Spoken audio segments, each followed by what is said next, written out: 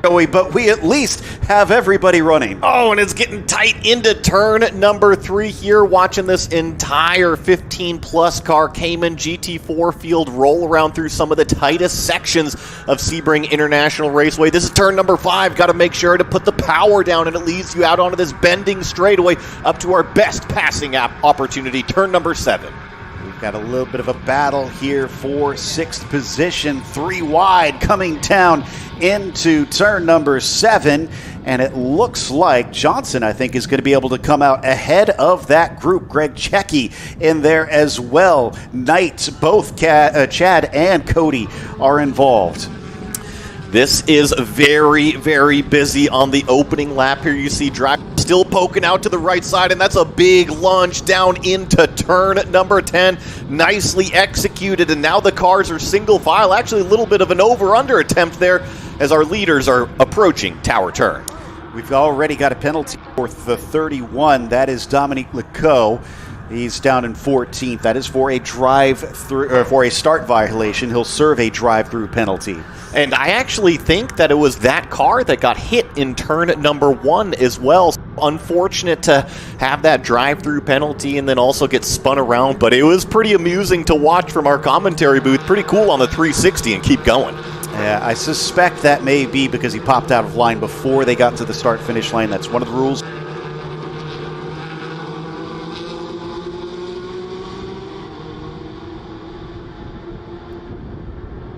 Racing here in the Caymans, and while it did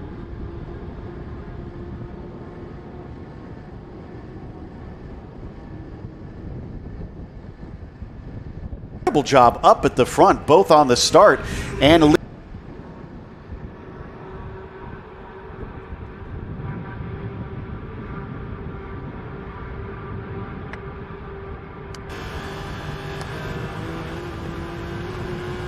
Checky, our overall leader.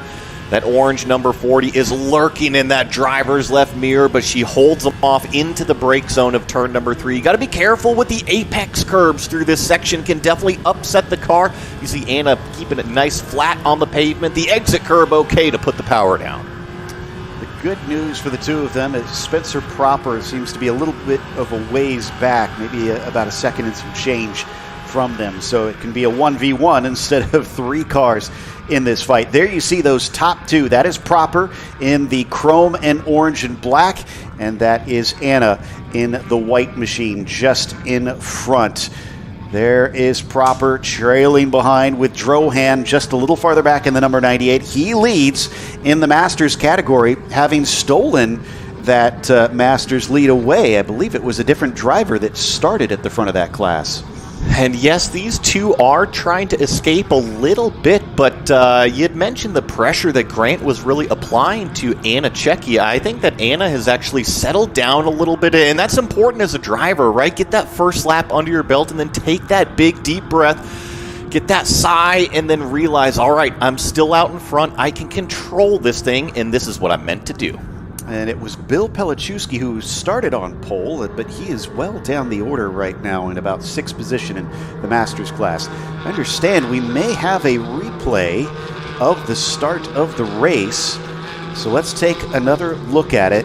And this is always scary, Joey. Coming into turn 1, it's so fast and it's so open on the entry, but narrow on the exit. And there we saw that little bit of contact going into turn number 1 there, and I think it might have been the number 62 car. You'll have to correct me if I was wrong there, but I mean, we were 4 wide. We were 3 wide at start-finish, hence that drive-through penalty, and then we were 4 wide going into turn number 1. And that was Bill Pelichewski, so that explains why he's no longer on pole. He was involved in that incident.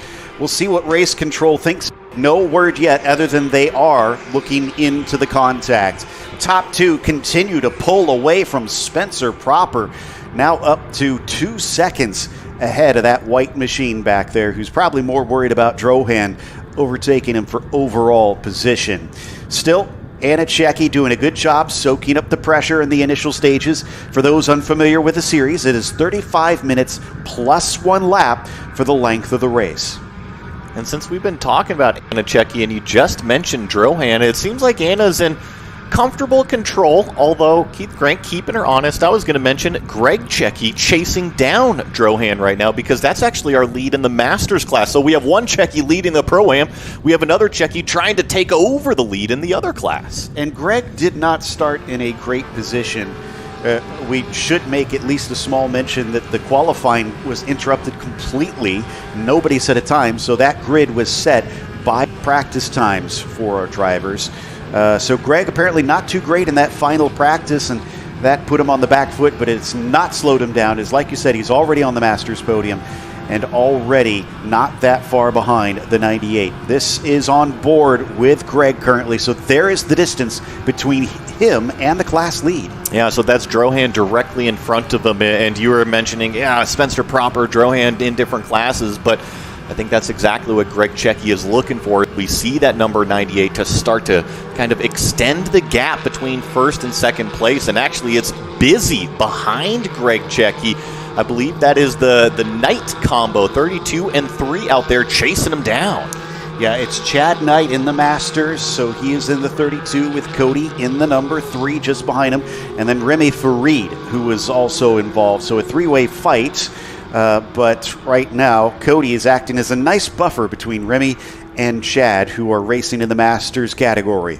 So while Anna has to worry about the rear view mirror, it looks like Greg Checky is also now having to worry about the rear view mirror. But look at the run between the 32 and the 3, right? The 3 is the caboose on the train, looking to the inside, maybe doesn't quite have the position here in turn number 1, although now dives down to the apex, almost gets the front axle alongside, is going to accelerate through, take away the position.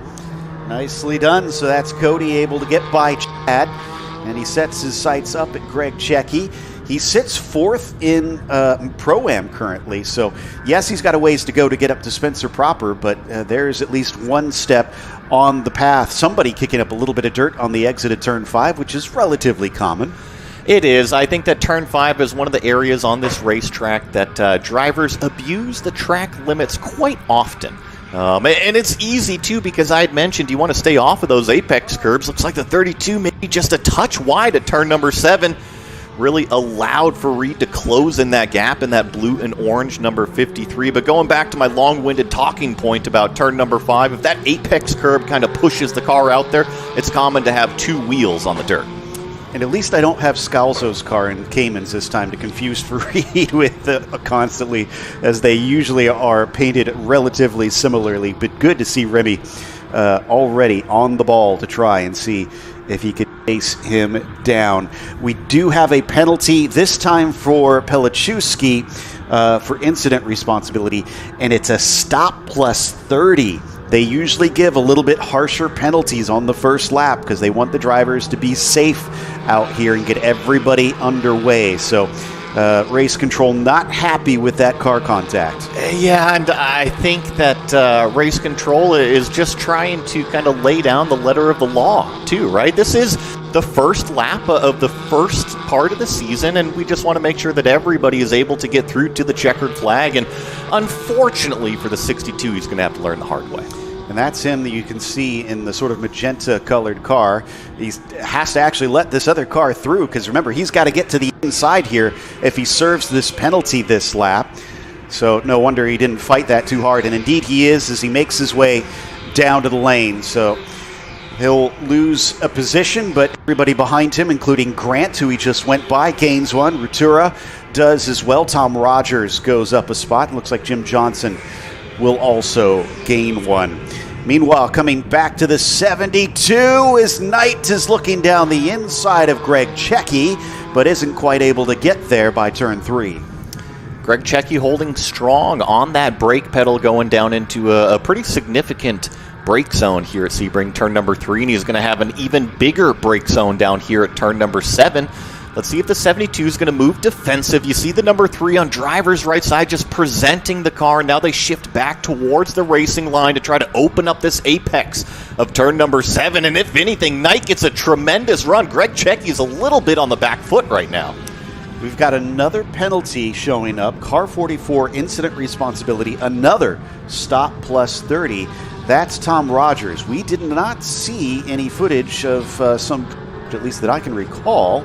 So we'll have to see if we can track down what happened between he and another driver. In the meantime, as we work our way around, now about 10 minutes into this race, Anna is not able to get away. No, excuse me, that's Greg Checky that's still trying to get away from Cody Knight between 5th and 6th. And to speak about Anna, I think that she's doing a tremendous job managing the front end of this race right now, up to 1.4 seconds ahead of Keith Grant. So she actually just put down her fastest lap this last lap, a 2:12.4. Compare that to our second place runner, a 2:12.9. As we get the cars out onto that Ullman straightaway, this long back straightaway. And I can report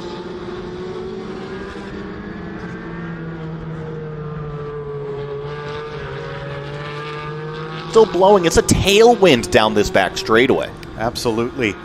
Now coming through Sunset End, are we going to see an over-under? You can see the wide entry from Cody Knight.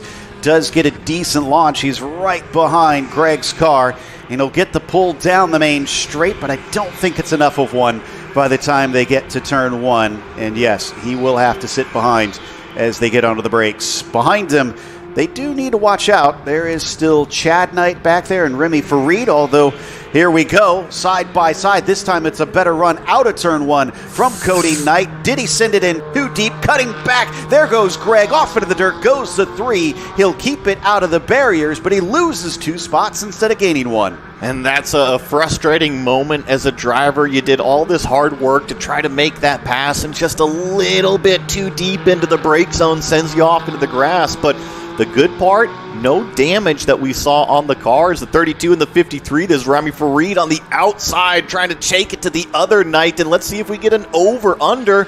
Nope, look, the 32 is going to hang on for now. And it sounds like I was able to check, and it looks like the 44 also involved with the 31 of Leco. So interesting stuff there, as there's a look down the inside by Farid on the 32 of Chad Knight. Couldn't get it done, at least this time coming through Cunningham, but now into Tower. Oh, he is on the defense. Now suddenly for Chad Knight, Rutura is all over the back of him. This is just like a rotating door of who wants to come up and try to make these passes. You know, it was kind of Greg Checky leading this battle for a little while, but now he has escaped down the road because of that problem with the number 3 overshooting turn number 3. And now we just get everybody start to stack up behind. I think I see Farid maybe a little bit off the racing line there in turn number 15 and 16. We're going to see if that orange car of Grant is able to maybe take away a little bit of that gap between himself and Farid down this long Ullman back straightaway here. But remember, these Caymans all have got the same motor, no restrictors in them, so they're pretty even down the straightaways. Keith Grant unfortunately can't rely on that, although there's a wide run by Rutura and almost allowed Tom Rogers to get involved in this one. This is down towards turn 1 once again, and they spread out once more. Let's not forget that Cody Knight might be a little bit out of position after that failed attempt at getting by earlier.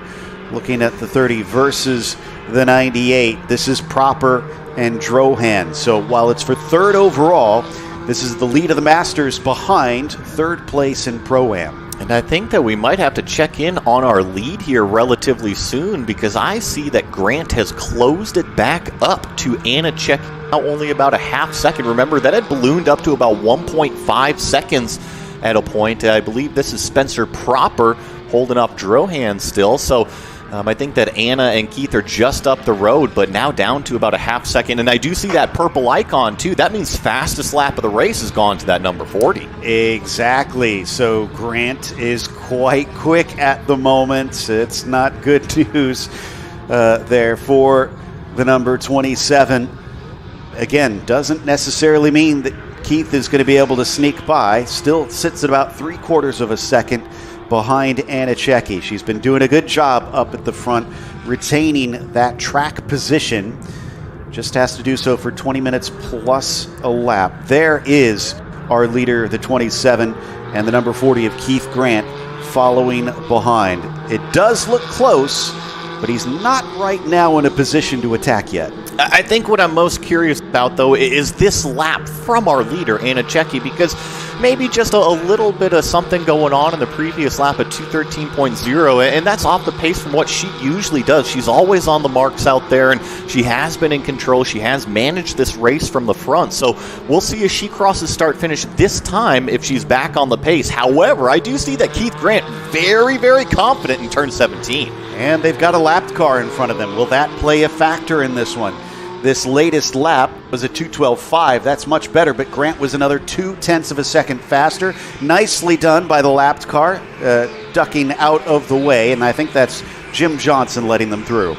A big shout out to Jim Johnson. You know, I've known Jim for 10 plus years, and it's great to see him back here in this sprint challenge paddock, and I'm sure that we'll see him up towards more the front of the field, especially in the middle of the pack once we get to some other tracks out there. Great to see him out here in a race car again. And I have to apologize. That's not Jim. That was the 75, so that's Justin Lewis that they just went by. I was fooled by the paint scheme a bit. Meanwhile, the 40 actually showed his nose a little bit that time at a 7. Yeah, so I was analyzing the sector times between our two lead drivers, and they're nearly identical in Sector 1 and Sector 2, so it seems like they're pretty comparable through this section of the racetrack. However, in Sector 3, Keith Grant, 0.7 of a second faster than our overall leader here this previous lap. However, Anna Cecchi, just turn off those rear view mirrors. It doesn't matter how close he gets. As long as you continue to hit your marks, it's going to make it so difficult for that car to actually make a pass. So what do you feel like makes the difference in Sector 3? Because I'm looking at the map, and it's got Jean Debienne, it's got Le Mans, and it's got Sunset Bend. So is it mainly that exit out of Le Mans that makes the big difference? 100%. We were talking in Cayman qualifying as well as GT3 Cup qualifying. This is one of the lowest grip sections on this racetrack, especially this turn right here. Turn 16, you got to be able to put the power down. You see Anna fighting the wheel there, and trust me, every driver is fighting the wheel through there. However, the smoother you can make it, the better the run is out onto this back straightaway, which then you can gain time. Anna doing a phenomenal job. She's the lone female driver still running in the Caymans this season, whereas we had 3 of them last time out, and she is flying that flag high, as looks a lot better this time. 0.9 of a second at the last timing loop. Let's see what the distance is between them as they cross now. 0.7, so it dropped just a little bit, but she's keeping him at bay as we check back into some side-by-side racing. Farid has got his hands full. Farid is on the outside in the blue and orange car. Knight on the inside going into turn number 1. Usually the inside car will prevail, especially through the exit, but how tough does Farid hang on? And certainly seems like that number 3 is on through. There's 2 slices of Knight bread on either side. Well, that's not going to be for long. Or no, excuse me, that's the 29 of Grant going through. So that is...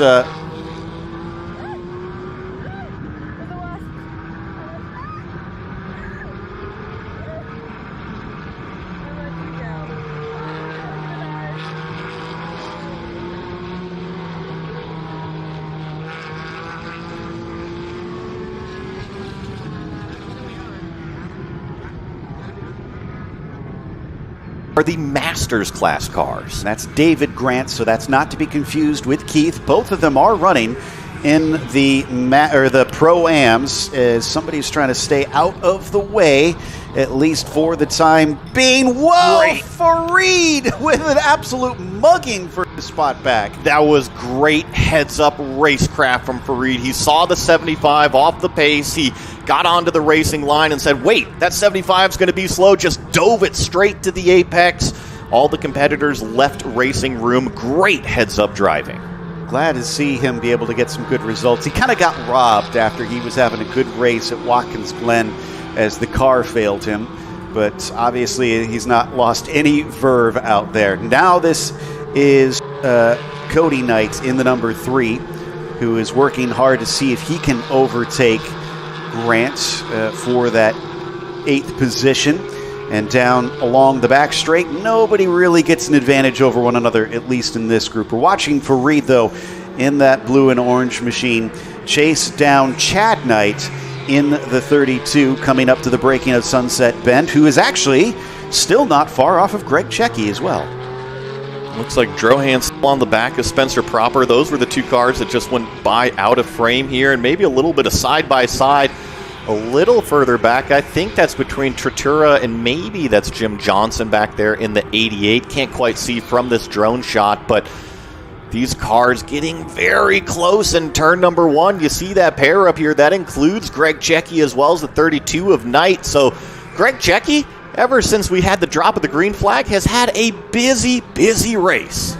Yeah, he's had to watch that mirror quite a bit, it feels like, and he's going to have to do so once again now that this is for a potential podium spot. And for Reed, again, looking amazing coming through some of these corners, a lot braver than we've seen some of the drivers. Is going to go the long way around through Gurney Bend, down into the braking of the safety pin, but he can't take the apex away as Chad Knight will fight him every inch, but he does it the hard way, and for Reed, moves on to the podium for the Masters. You know, I've got a smile on my face up here watching some of this racecraft, especially from Farid. I think that maybe he was shuffled back a little bit earlier in the race from that move, and now he has been on a mission just to try to get that track position back. He has made his way up onto the podium now in that Masters class. Next is Greg Checky, but if he gets by Checky, it's not Drohan that is next on his list because he is passed Proper for the overall podium, and the number 98 car has now got himself just a little bit of a buffer between he and the rest of the Masters. This is, I think, back up to our top two, Checky and Keith Grant. Anna still up at the front, but it's closer than what we saw before. It's down to 0.3 of a second once again, and she's just a little slower coming in to Sunset Bend. What does this mean for Grant? His car bobbles around over bumps, both of them about even off the corner. I think the problem that Grant has is that he's so fast into turn 17 is that it might actually compromise his exit just slightly, but I want to give major props to the driver of this number 27. She has controlled this thing ever since the drop of the green flag. She's been able to hold off the pressure, and remember, it's not always easy to have that yo-yo, that seesaw gap of, okay, it's 0.2. Now it's up to 1.5 seconds. It kind of makes you look at your own driving, but she has been on rails. Now, she's managed to take some wins in the USA West Series last time out in 2025. I don't see any wins on my list. I need to check to see how she finished in the final race at Road Atlanta, but I'm sure she would love to be able to top the times here at the beginning of 2026 by taking a victory. But Keith Grant doing everything he can to make this more than a cruise up at the front for Anna Checky. So far, it's a bit of a stalemate between the pair. And here's the thing, I don't see any mistakes out of either of these drivers. You know, it just seems that maybe the orange number 40 a little bit faster in one corner, maybe the white 27 a little bit faster in another corner. So it really is going to be about these drivers managing those mistakes, limiting those mistakes. It's going to happen eventually. It's just how big is it going to happen? I took a look at what Farid's last lap was in comparison to Greg Checky. And to your point, I believe Farid was about 0.4 of a second faster. He's running him down. 27 just trying to get that front end tucked down to the apex here on this far side of the racetrack. And yeah, I agree with you. That 53 is hunting down the 72 as well. And that's going to be for second place in that Masters class. Anna doing her thing out front, extending it now up to 0.6. Let's watch this little bit of an accordion effect. It is so high commitment, high speed going into 17, and once again, that orange 40 closes it up. Didn't look as dramatic as the last lap, though. I wonder if she's pushing a bit harder, seeing how much she was losing on the way in. It seems to have had a great effect. They are much farther apart down the main straight than last time by. In fact, it's about 0.5 of a second as they cross the stripe. So Checky doing what she's got to do to come away with a W here in the North America Series as Keith Grant keeps hounding her every lap. 10 minutes plus 1 lap to go. Can she last that long?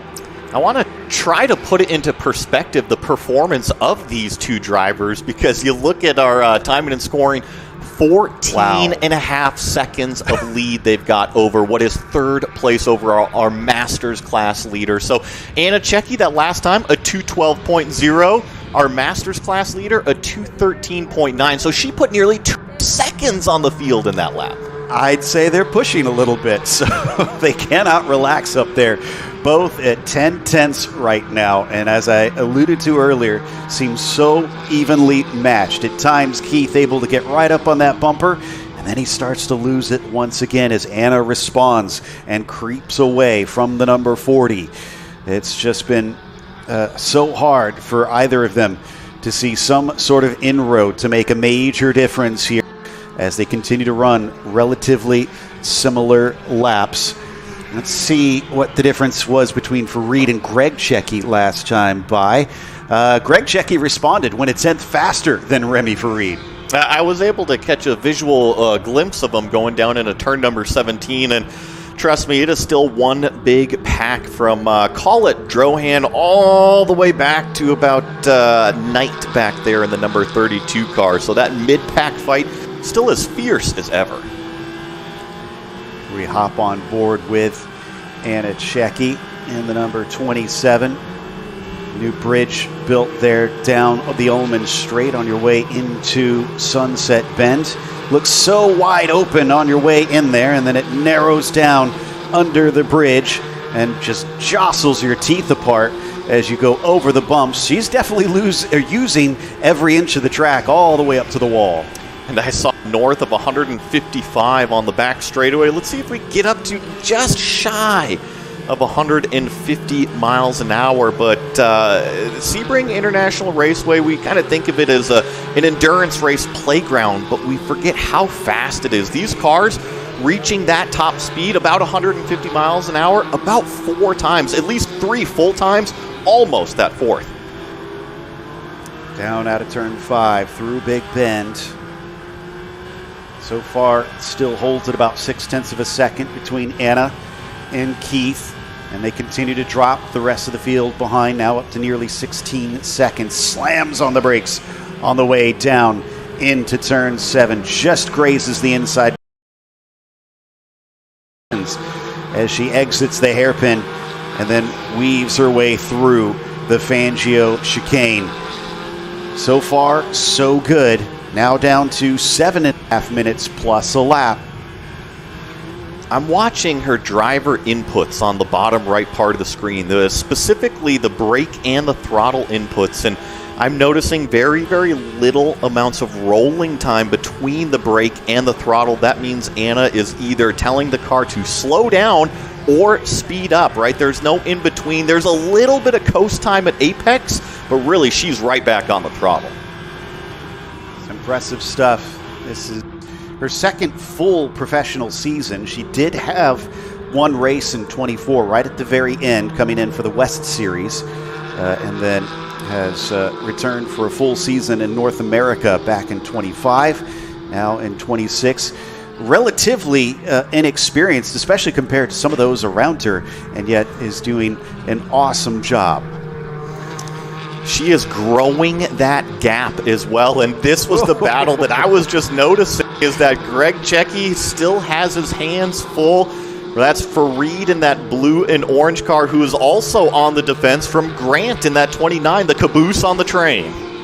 And I tell you what, Rami has got to be careful, because yes, he might have some opportunities here and there, but yeah, David Grant is so close behind that if he has a slow exit, he's going to have to go from attack to defense very quickly. Look at this, nose to tail, coming across the line here to complete another lap. Greg Czecki just barely ahead of Farid. Spencer Proper, who is not within their class, but doesn't want to give up more positions. And around the outside, there was a look. We know Farid is able to do that in some corners, but he isn't able to do it this time. And he really kind of has to play aggressor and defense, because he's trying to get by Greg Czecki, but man, he has got David Grant literally in the trunk of that Cayman GT4. He's got to be careful if he puts his car too far off the racing line, if that spot is all of a sudden going to be taken. So tough when you're in a pack like this. having to kind of go both ways, like you said, make sure that you're attacking while also getting those defensive moves in. Gets down to the apex a little bit better than Greg. Don't think it was a serious go at trying to pass him, but he continues to fill every mirror of Cecchi's. It was a great example of a point-and-shoot type of corner, which Greg Cecchi did, versus trying to roll the apex of turn number 7, which we saw Farid do.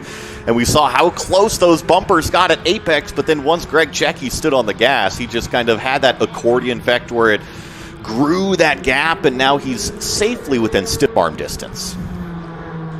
And if you're Spencer Proper, I mean, Grant, who is at the back of this train, is in his class. So he has the 2 cars between him, Joey. But do you keep trying to fight off these Masters class cars? Yeah, you 100% have to, because all of a sudden, if you get in the mode of being passed, what if you let one car too many by you? That's a good point. It's sometimes probably a little bit harder to try and count and focus on all that while you're driving a race car at 150 miles an hour. As Farid goes a little bit to the inside, but he's well far back. I'm not sure if he was maybe just getting a little bit of air on the nose of the machine. It is up to 90 Fahrenheit air temperature. It's the hottest we've seen all day long, so I'm sure they are feeling it inside the cockpit of that car. The good news for Rami is that Grant now looks way farther behind him, so maybe he can focus forward for a bit. See about through turn number 1. Certainly seems like the 2 cars in front of Farid, meaning Cecchi and Spencer Proper, were able to kind of carve that apex at turn number 1. You see Spencer Proper, this white number 30, right in the middle of the road going into turn number 3. I think that's kind of twofold. Not only are you dissuading anybody behind from potentially making that move, but it also gives you free, clear visual of, hey, is there anybody on my left side, right side? Okay, I can take this apex now, and I simply don't even have to worry about what's in the mirror. I want to give a tiny little aside. I just noticed. Sorry, that was getting really close between Farid and Greg Cecchi just as we went away. I hope that they both made it through turn 7, no problem. Actually, see visually, they're all good heading down to turn number 10. Okay, good. So, yeah, a sudden moment there. I was just taking a glance at the timing and scoring and noticed that Pelichowski and Leco had been setting personal best, fastest laps out there, despite being behind, both due to penalties, unfortunately. So this was kind of a race of what could have been for the pair of them. I also feel that, granted, this is race number 1 of the year, but it is a little bit shuffled, too, from our qualifying incident. Remember, we had to start based off of those practice orders, so maybe some drivers a little bit out of line from where they usually are in qualifying, maybe added to some of those incidents at the beginning of the race. And I think once we get to race number 2, we'll have a good grip of how this field really shapes up. Yeah, you have to think about how many of them would have known that lap time would have counted for the qualifying. So you may have been doing a race simulation instead of a qualifying simulation out there and not necessarily set your fastest potential lap. But it has given us some exciting racing in the meantime, and particularly between Keith Grant and Anna Cecchi down to the last minute, and they will have to cross the line and get to 0 before they get that white flag. I think they might get that white flag this next time by, actually. Yeah, I didn't see him as they crossed start-finish line, but it certainly seems like it's going to be white flag this upcoming time here. So we're looking at about 1.5 laps left here at Sebring, and all of a sudden, Keith Grant in that number 40 starting to apply even more pressure to the back of Anna Cecchi. And Anna's feeling that pressure. She went a little bit defensive. She's not going to leave the door open, at least initially here, as she tries to cover off that number 40 machine. The orange and chrome looming, shining in those mirrors. What's the final lap going to look like? There's definitely passing opportunities throughout the lap for these Caymans, as it's plenty wide around Sebring. They're down in a tower corner now, both needing a good exit on the long throttle through Bishop into Jean Debienne. And that section of the racetrack, I actually think, is the strongest section for Anna Cecchi. I mean, look at that. She already pulled it out call it 2, maybe 3 car lengths over what we saw coming out of turn number 1 at the start of this lap. She's right on those apex curbs of turn number 15. Swings the car out all the way driver's left to really open up this radius of turn number 16, using every single inch of that exit curb. And if you ask me, certainly seems like she nailed the exit. Just some housekeeping. It looks like Farid did get by Greg Checky for second in the Masters class, so there was a change for that podium. They're getting ready to hold the white flag aloft at the flag stand as we have hit 0 on the timer. 1 more to go, and this is one of the closest runs we've seen on the main straight by Keith Grant. Will he try something into turn 1? Holding in the middle of the track, just kind of fading over to the outside. Anna Checky maybe trying to dissuade any sort of move. There is none that comes down into turn 1. And I don't think he's close enough to really force the issue into turn number 3. He's going to stay right on the racing line. Anna Checky maybe a third of a car width off of that, just trying to say no, do not try to throw it up the inside here, but it's all about this run out of turn number 5, get the acceleration phase and start grabbing these gears, because the turn 7 brake zone is the biggest on the racetrack. What a lead up it has been for this young driver as she's learned the tools of the trade and sharpened them. There's another look to the inside by Keith, but again, he wasn't quite there. The confidence starting to build for Anna Checky as she did not defend that time into the heaviest braking zone at turn 7. She must be feeling good at this stage of the lap. And I mentioned it the previous lap, I think this right here is her strongest part. She was about 0.2 ahead of Grant coming into this. Let's see if she can open it up, maybe 3 or 4 car lengths, because that's all she needs. All she needs is about 3 or 4 car lengths, and she can make it to start finish. And look at that. She at least opened it up by 1. And she might need that, because we pointed out earlier, one of the areas where it seems like Grant is strong is into Sunset Bend. If he gets close enough, there is no doubt he's going to try and see if he can make a move and a last corner pass for the win of the race. But right now, he is way too far back, coming through Jean Debienne and into Le Mans. Both of them need to get on the throttle as best they can. Anna Checky has led every lap of this race so far, and it was nice and smooth onto the Ullman Straight. They are way too far apart for a send from Keith Grant coming into Sunset Bend. All she has to do is be nice and smooth over the bumps. We said the drivers would have to respect them, and today the respect has been returned to Anna Checky as she comes out of Sunset Bend, and it's going to be close as he starts to gain on her, but it's not enough as Anna Checky takes the win in the North America Series.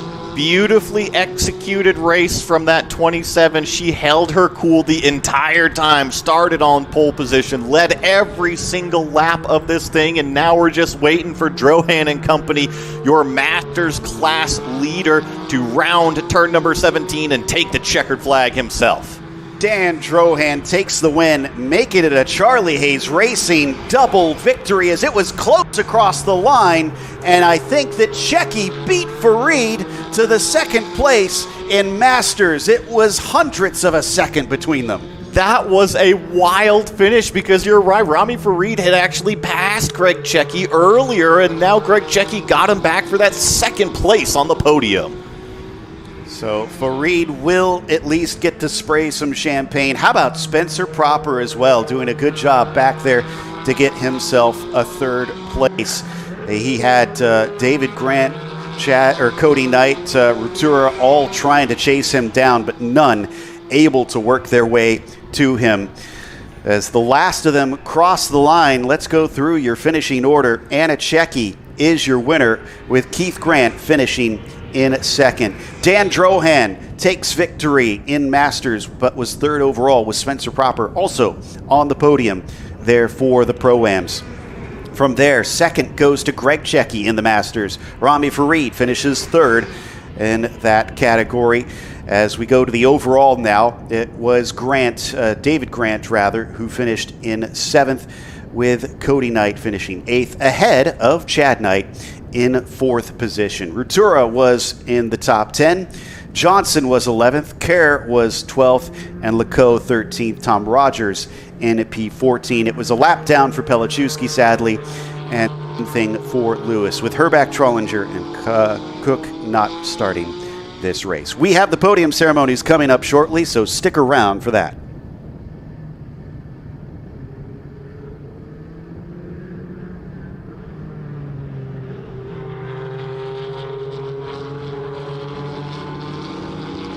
Neck and back pain? All right. Yeah, let's get the roof off.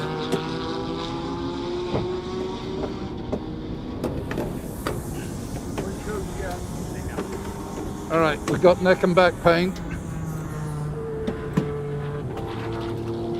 All right, so we got a code 03.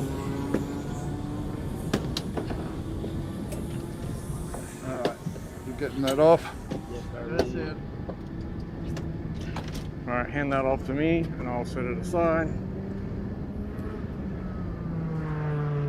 You can pop up there. Got it? All right, got it? Who's got C-spine? C-spine? Steve's got C-spine. 03. Just C-spine. Hold on. Yes. He's conscious, neck and back pain. All right, so go ahead. Put the helmet. Top. All right, I'm moving. Get it? Hand that off to me. What's that? This needs to go with him when we take him We got a away. seat collar. Can you undo his suit, Steve? Going back to C-spine, Chris. C-collar. You want You to got handle that C- part? You since got you're- C-spine? Got it. All right, EMS is here.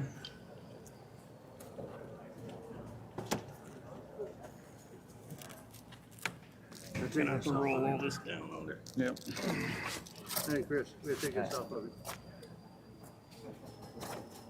You got his neck? Grab his neck? I'll take this off of it. Okay. Got it? Yep. Got it. Okay. Got it? Okay. Back to it. You got it? Yes, sir. Remember the order of the colors.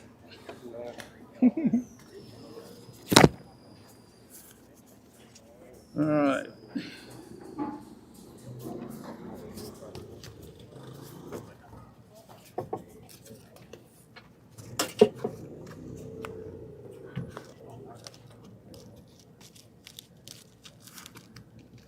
Okay. Good? You still doing all right, Seat driver? collar's on. Still good? All right. Still the same? Neck and back pain? Okay. Cross your hands over. Give yourself a hug. All right, we got the KED behind you. Okay. So, So somebody's we're gonna have to gonna- hold C-spine down below. You holding? I'm holding. Steve, you got C-spine? Hold on. We're going to have to lean him forward. Okay, I got C-spine. Okay. We're going to Ready? come forward. 1, 2, 3.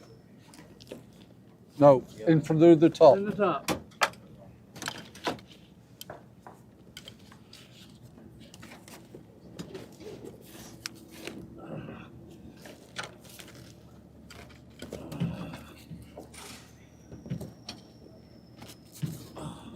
Down? Okay. Go back. So come on back. Open those up around his head. Okay. So lift your arms up a second. Green.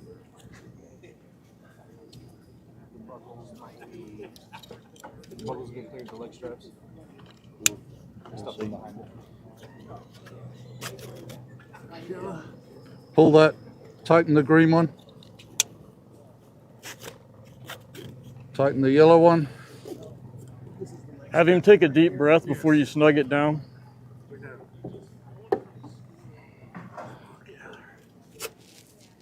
That way, you know that you're not snugging it so tight that he can't breathe.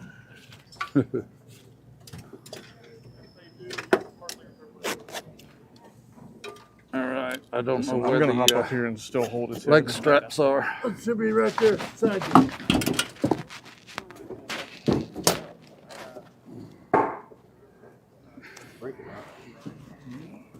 You got a leg strap your side? I don't have the one this side. Hold on there. I can't get to the other thing because the strap to it. It's on the side. I know, but I can't get to it. I can't get to it. All right, so we We got to can lean move him them a little forward bit then. if we need to. Here's your strap. All right, we're going to lean him forward. Ready? Yep. On your count. 1, 2, 3. There it is. Grab it. Hold on.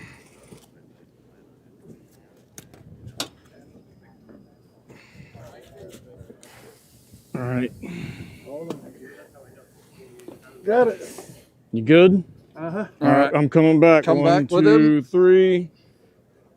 All right, let me get this strap on him. How you doing, driver? I'm doing all right. We'll get you out of here in just a minute, all right? All right. Appreciate it.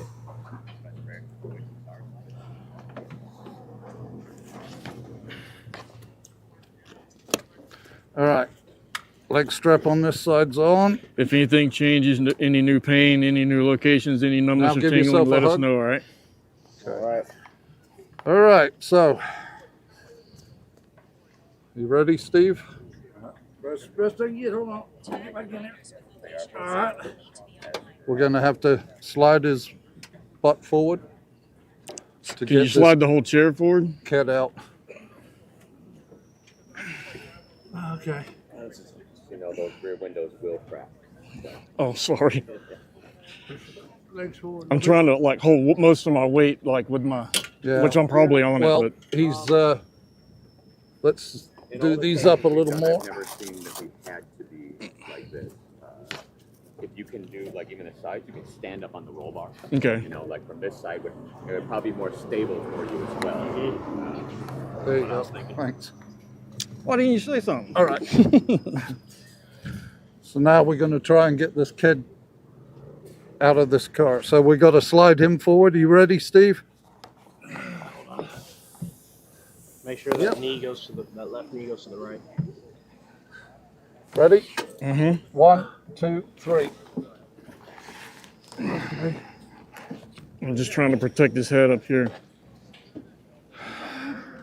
Put your legs up. No. You're coming out head first. Put your feet up there.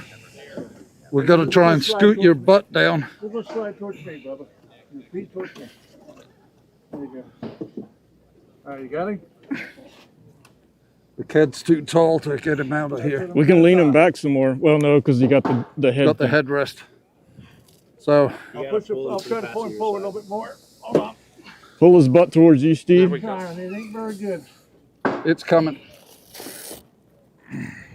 It's tight right there with his head. You okay? There we go. All right. All right. Legs bunched up here. Are we ready? Oh, yeah. 1. No, we're not ready. Who's holding C-spine? I didn't realize it was so. Ready? Yes, sir. 1, 2, 3. Nice and clear back here. Ready? 1, 1, 2, 3.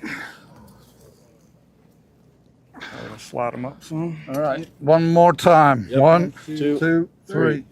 All right. Oh, sorry. Good to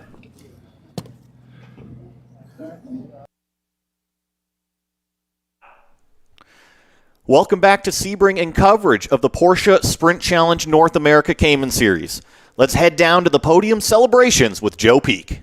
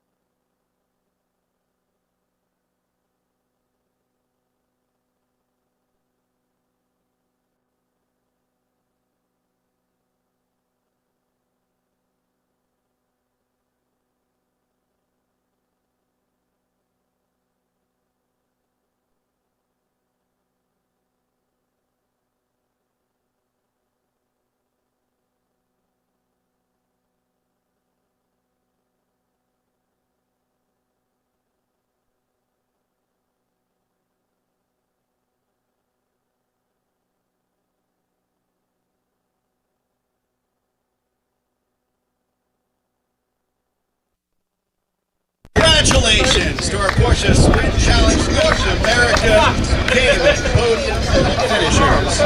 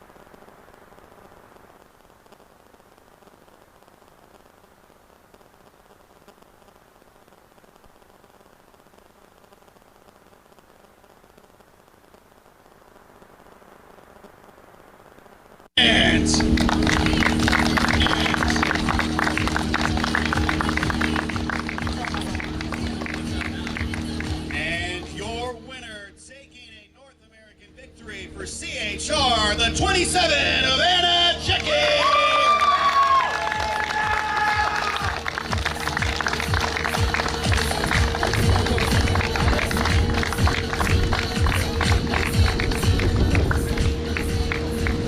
Spencer, great stuff out there. Kind of a similar situation to you as Dan. You had all series drivers. What was going through your head in that situation?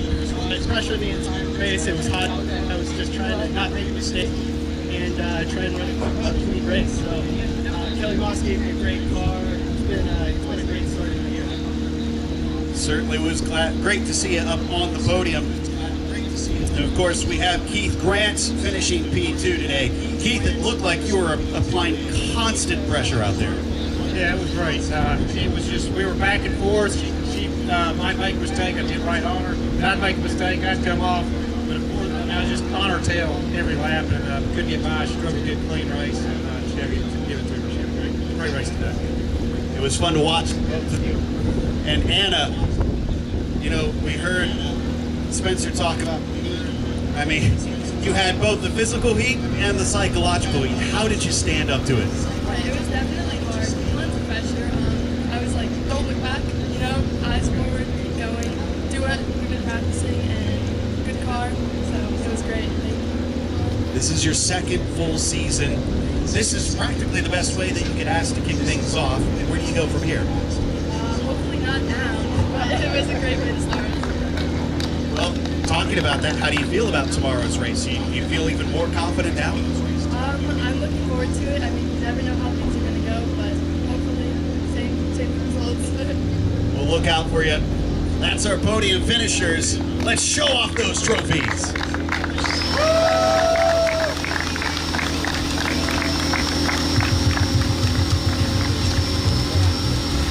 And if you could switch hats for us, please. Lighting is so bad. Yep. In this context, disrespect someone I bust around. We got 5 minutes for us to disconnect from all intellectual. And I'm pretty sure everybody could use some nice cold champagne!